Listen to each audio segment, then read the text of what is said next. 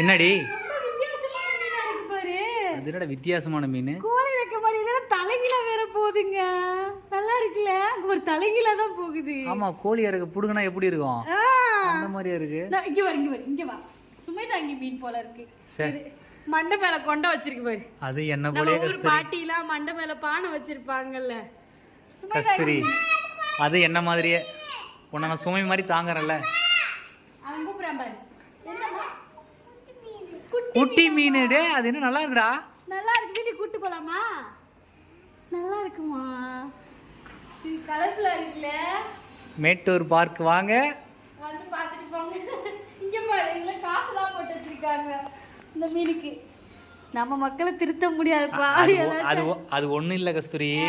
கீழே குனிஞ்சு பார்ப்பாங்கல்ல, அப்போ பாக்கெட்லேருந்து காசு விழுந்துருக்கும். அதை பார்த்துட்டு எல்லாரும் காசு போட்டுருக்கான்னு சொல்லி அவங்களும் எடுத்து போட்டு போயிருப்பாங்க. சொல்லியிருப்பாங்க ஏதாச்சும் இது போட்டா ஏதாச்சும். அது ஒரு ஈர வெங்காயம் இல்லை. நல்லா இருக்கு எல்லாமே. ஷார்க் மீன் மவ்யா சொல்றான், ஷார்க் பெருசா வளர்ந்துச்சுன்னா என்ன பண்ணும்? மீன் கம்பியை உடைச்சிட்டு வெளியே வந்துருல அப்படின்றியான். நல்லா இருக்கு மவ்யா. ஷார்க், அதான் டைகர் ஷார்க்கு.